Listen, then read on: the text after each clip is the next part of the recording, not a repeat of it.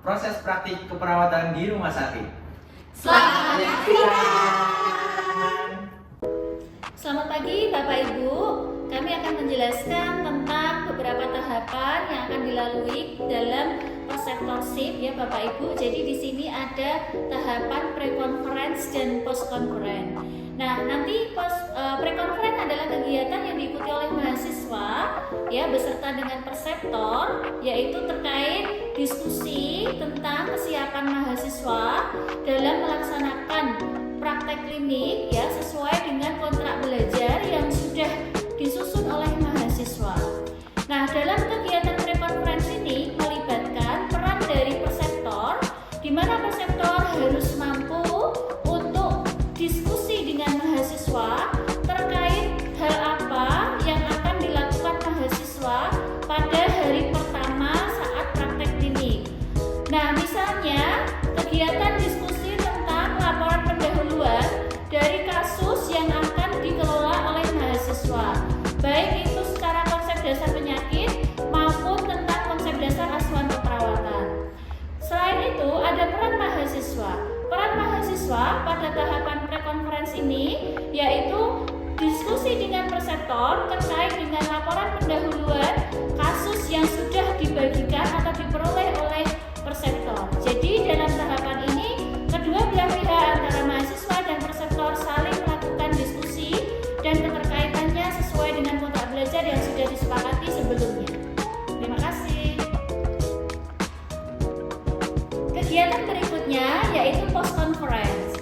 Jadi untuk post conference ini adalah kegiatan diskusi antara mahasiswa dengan preceptor di mana mendiskusikan tentang pengelolaan asuhan keperawatan yang sudah dilakukan oleh mahasiswa selama praktek klinik sesuai dengan kasus-kasus yang sudah diperoleh. Nah, dalam hal post conference ini bisa dilakukan di satu hari, baik itu pre-conference dan post-conference untuk satu kasus kelolaan, ataupun pre dan post-conference bisa dilakukan di beda hari, di mana hari pertama adalah pre-conference dan akhir praktek hari ke-6 post-conference.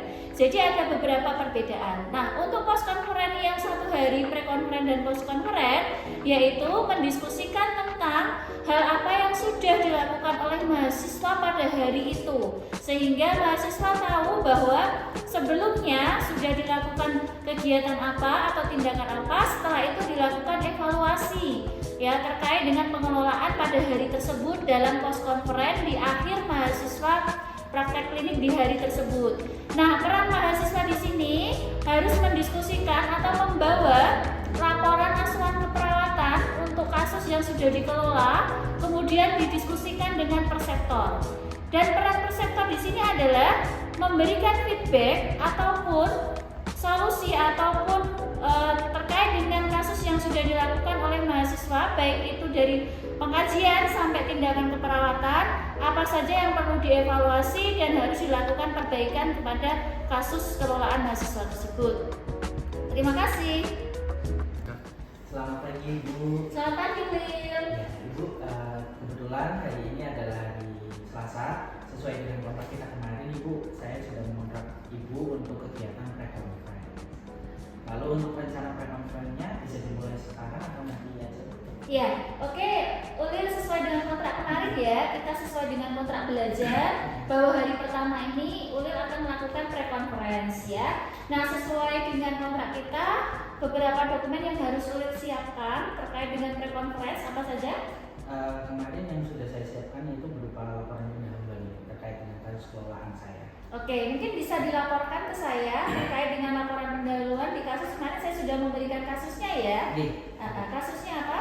Untuk kasus yang saya ambil yaitu shock kardiogenik. Oke, untuk konsep dasar di shock kardiogenik ya sesuai dengan konsepnya di laporan pendahuluan itu ada konsep dasar penyakit, kemudian ada konsep dasar pengelolaan asuhan keperawatan ya sebelum Ulil nanti mengelola pasien sesungguhnya.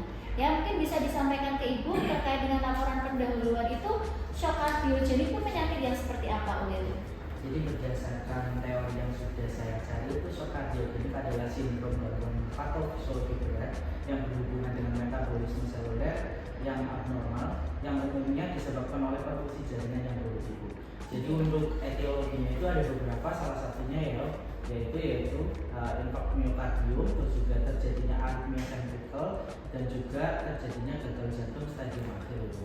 Lalu untuk tanda gejala yang biasanya sering muncul pada pasien shock kardiogenik ini yaitu salah satunya pasien biasanya mengeluh nyeri dada ibu, terus juga terjadinya hipoperfusi jaringan, terus juga keadaan mentalnya tertekan atau depresi, terus juga anggota gerak teraba dingin, terus juga keluaran output urinnya kurang dari 30 ml per jam. Terus juga pasien biasanya mengalami takikardi, terus juga nadinya teraba lemah, dan biasanya cepat kisaran antara 90 sampai 110 itu. Lalu untuk komplikasi yang sering muncul juga itu salah satunya yaitu terjadinya henti jantung paru ibu, terus juga terjadinya disritmia, lalu juga terjadinya gagal multisistem organ, terjadinya stroke, hingga terjadinya tromboemboli ibu. Lalu untuk konsep asuhan keperawatannya yaitu pertama meliputi pengkajian ibu dari identitas, lalu juga ada pemeriksaan fisik head to toe, di mana dari hasil pengkajian itu nantinya akan ditetapkan menjadi sebuah diagnosa. Berdasarkan teorinya itu shock kardiogenik itu mempunyai beberapa diagnosa yang sering kali muncul ibu, salah satunya persiapan jalan nafas tidak efektif, penurunan curah jantung, posisi verifer tidak efektif, hipervolemia, hingga defisit nutrisi dan intoleransi aktivitas. Salah satunya yaitu pada pasien jalan nafas tidak efektif, intervensi yang diberikan yaitu manajemen jalan nafas. Pada bagian observasi itu ada memonitor pola nafas, lalu pada bagian terapeutik itu ada mempertahankan tepatan jalan nafas, lalu pada edukasi itu ada anjurkan asupan cairan 2000 ml per hari, dan untuk kolaborasinya itu kolaborasi pemberian berobat. Mungkin itu saja sih Bu dari pemaparan hasil LP yang sudah saya kerjakan. Oke, mungkin Ulil bisa lihat untuk bagian patofisiologi ya, karena sesuai dengan kontrak belajar itu kan di sini ada harus menjelaskan tentang patofisiologi. Ya, nah coba dilihat di sini ada patofisiologinya digambarkan dalam bentuk part B ya. Nah mungkin bisa cerita sedikit bagaimana tadi Ulil menyampaikan bahwa keluhan utama ya yang bisa dirasakan atau oleh pasiennya itu adalah penumpukan sekret ya, sehingga dia mengganggu jalan nafas. Nah, itu secara patofisiologi bagaimana? Jadi kalau secara patofisiologi itu pertama shock kardiogenik itu dapat menyebabkan tekanan hidrostatik atau tekanan osmotiknya itu meningkat ibu, lalu menyebabkan cairan masuk ke intravaskuler. Nah, cairan tersebut itu ternyata dapat mengalir pada darah dan menumpuk pada pulmonal atau paru-paru, sehingga menyebabkan edema paru, di mana ketika paru itu mengalami edema, proses difusi antara O2 dan CO2 nya itu tidak maksimal ibu. Jadi terjadilah dyspnea, batuk, dan sekutumnya menumpuk sehingga terjadi bersihan jalan nafas. Ya, oke. Berarti Ulil sudah tahu ya, karena masalah utamanya di situ penumpukan sekret sehingga mengganggu jalan nafas ya. Nah, tadi sudah di laporan pendahuluan ini ya, sebagai konsep dasarnya Ulil, nanti ketika melakukan pengelolaan ke pasien ya, berarti besok bisa melakukan pengkajian ya, atau pengkajiannya bisa hari ini ya Ulil ya. Nanti karena ini konsep sudah dipelajari sama Ulil, terus nanti Ulil bisa melakukan pengkajian ya, menganalisa diagnosanya, terus kemudian menetapkan intervensi ya. Barangkali nanti mungkin di pasien Ulil menemukan bahwa ada yang berbeda ya, mungkin tidak muncul sesuai dengan laporan pendahuluan ini. Misalnya, oh ternyata keluhan pasiennya tidak bersihan jalan nafas ya, mungkin yang lain bisa juga ya, karena di sini ada apa lagi selain tadi masalah bersihan jalan nafas yang bisa muncul? Jadi kalau secara teori ada penurunan curah jantung, perfusi variabel tidak efektif, hipervolemia, defisit nutrisi, hingga intoleransi aktivitas. Nah, kemungkinan besar sesuai dengan part B ya, patofisiologi perjalanan penyakit shock kardiogenik itu bisa penurunan curah jantung ya, atau mungkin yang lain tadi ya, perfusi perifer. Oke, nah ini tadi Ulil sudah bisa, terus kemudian tadi di konsep pengkajian ya. Nah, kira-kira di pengkajian konsep dasarnya tadi ada pemeriksaan fisiknya nggak Ulil? Itu ada ibu, pemeriksaan fisiknya meliputi dari inspeksi, palpasi, perfusi, dan auskultasi di setiap pemeriksaan fisik head to toe. Head to toe ya. Oke. Jadi nanti masalahnya ini adalah shock kardiogenik, kemungkinan besar ya secara spesifik yang bermasalah apa Ulil berarti? Di paru. Paru-paru ya. Oke, baik. Bagaimana dengan jantungnya? Jantungnya kalau melihat dari konsepnya, Konsep ya. tadi ada sih Bu, ada masalahnya. Bisa juga ada Bisa masalah juga. ya. Oke, baik. Berarti nanti Ulil saat melakukan pengelolaan ke pasien harus sesuai dengan konsep dasar di laporan pendahuluan ini ya, sesuai kontraknya. Baik, mungkin Ulil bisa melaporkan ke saya terkait dengan pencapaian di kontrak belajar hari ini untuk konferensinya. Ya, saya cek ya. Nomor 1 Ulil, pencapaiannya. Ya. Untuk pencapaiannya Strategi. itu saya sudah ya ini Bu. Jadi untuk penjelasan teori mungkin saya sudah cukup lengkap ya Bu. Tetapi Oke, menurut teori saya, ya. ada yang kurang ternyata Bu, setelah diulas oleh Ibu dan juga saya baca ulang, ternyata di situ hanya penjelasan tentang patologinya. Untuk patofisiologinya belum dijabarkan secara narasi Bu. Jadi Oke. mungkin itu akan saya perbaiki Perbaiki ya. Baik, oke. Terus ada lagi Ulil sesuai kontrak belajarnya. sesuai kontrak belajar sudah sih Bu. Hanya Itu saja ya yang perlu diperbaiki karena tadi konsep dasar penyakit dan konsep aspeknya sudah ada semua ya. Oke, baik. Mungkin itu Ulil ya untuk prekonferensi ini ya, membahas konsep dasar penyakit pasien sehingga nanti Ulil saat memberikan asuhan keperawatan tidak salah ya ke pasien. Oke, baik. Ulil setelah ini nanti mengelola pasien ya. Tadi sudah Ibu berikan pasiennya adalah shock kardiogenik. Pasiennya ada di ruang Dahlia ya Ulil ya. Itu nanti kamarnya nomor 702. Ya, nanti Ulil bisa berinteraksi dengan pasiennya hari ini untuk melakukan pengajian ya. Setelah itu bisa dilakukan pengelolaan asuhan keperawatan dan nanti setelah itu Ulil ya ketemu saya lagi untuk post conference ya setelah kamu melakukan pengelolaan ke pasien. Begitu Ulil? Siap, Ibu. Ya, oke. Baik, terima kasih ya Ulil. Sampai ketemu lagi di post conference ya. Selamat pagi Ulil.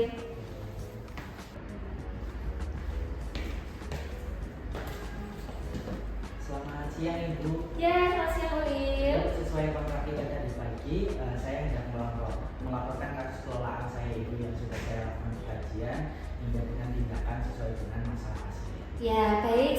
Saat ini kita melakukan post conference ya Ulil sesuai dengan kontrak belajarnya. Nah, untuk post conference hari pertama ini ya Ulil, tadi Ulil sudah melakukan pengkajian ya sampai ketemu masalahnya apa ya dan sudah dilakukan tindakan benar. Sudah Ibu. Ya, mungkin Ulil bisa melaporkan ke saya untuk post conference-nya.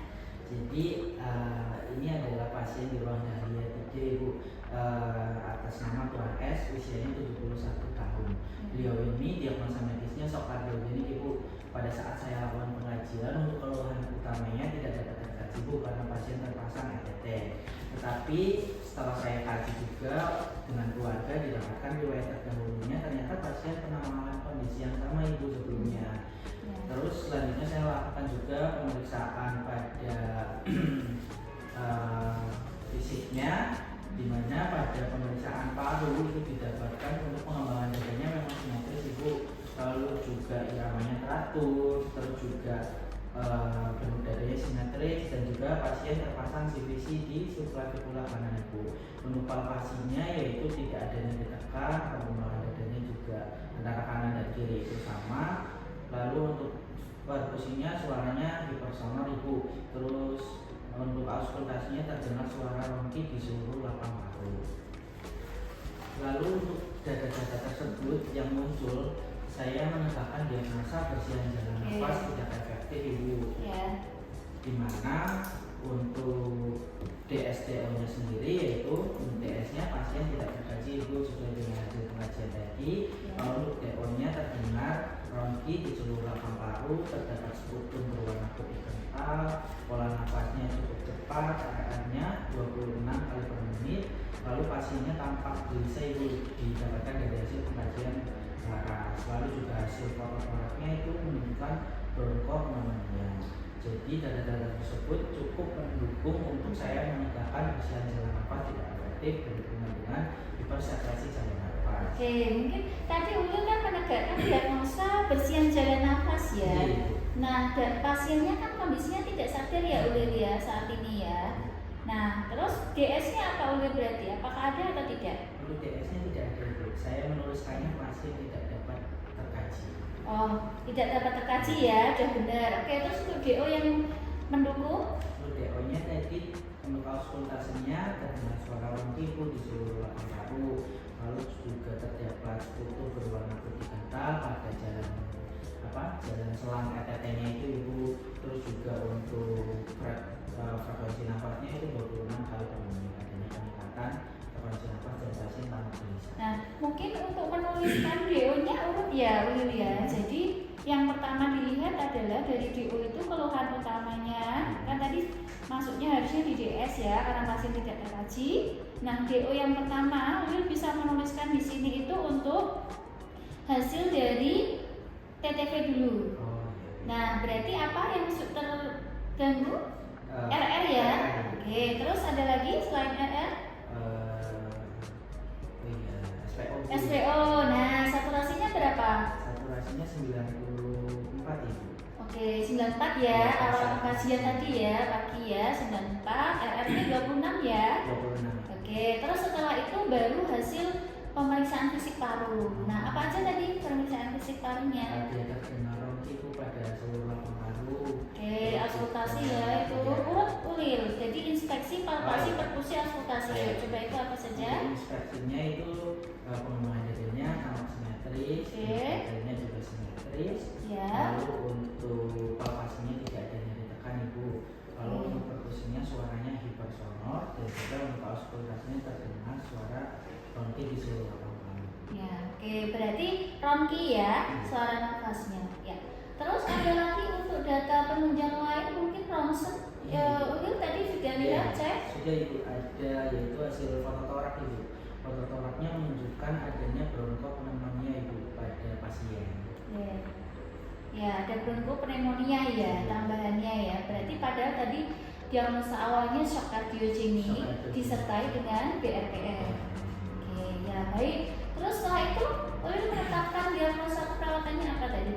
Persediaan jalan nafas tidak efektif Ibu. Berhubungan dengan hipersekresi jalan nafas. Karena berlebihan ya sekresinya. Oke, terus selanjutnya Ulil?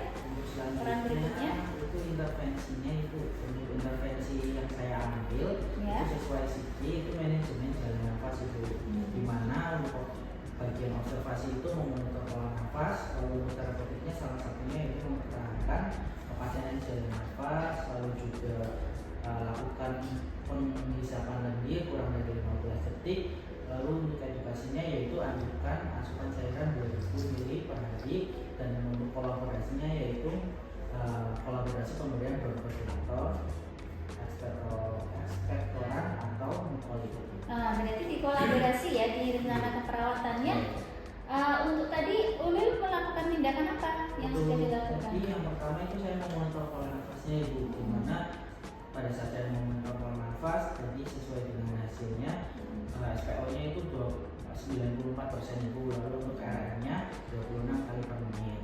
Lalu dilanjutkan dengan untuk terapeutiknya saya melakukan penghisapan lendir Ibu atau suction ya. Oke, jadi suction. Lalu juga rencananya nanti akan diberikan kolaborasi pemberian bronkodilator.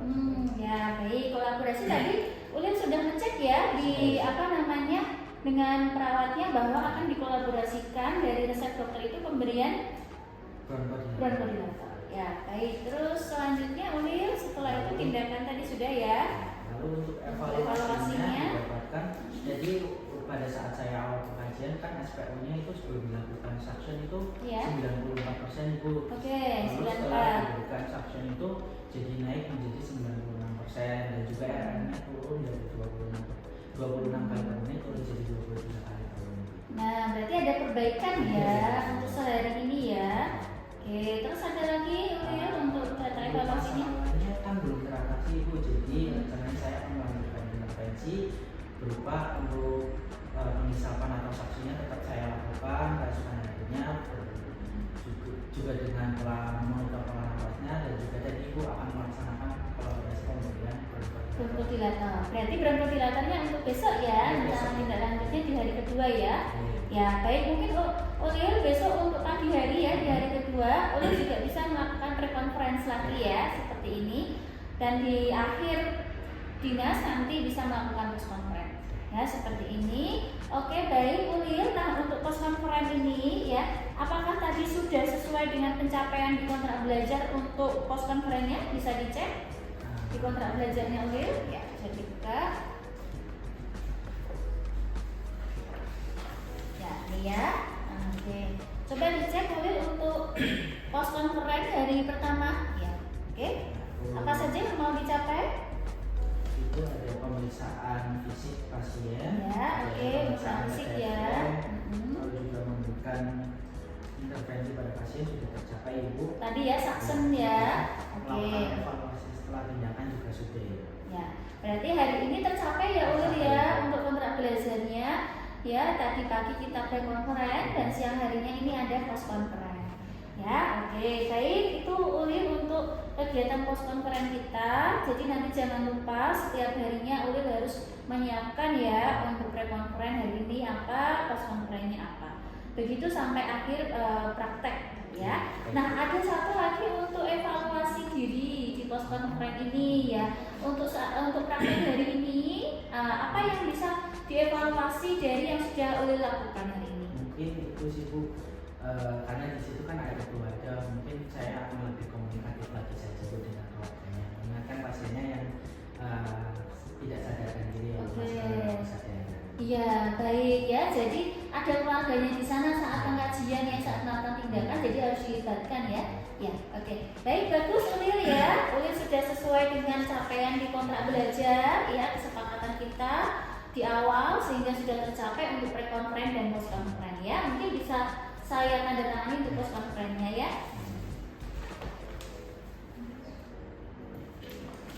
Oke, sudah, ini aspeknya ya. Jangan lupa di bawah. Oke, baik Ulil, sampai ketemu besok lagi di hari kedua ya. Selamat siang. Ya, silakan Ulil. Terima kasih sudah menyaksikan video kami. Semoga dapat bermanfaat dan diterapkan di lahan praktik. Sampai jumpa lagi. Dadah.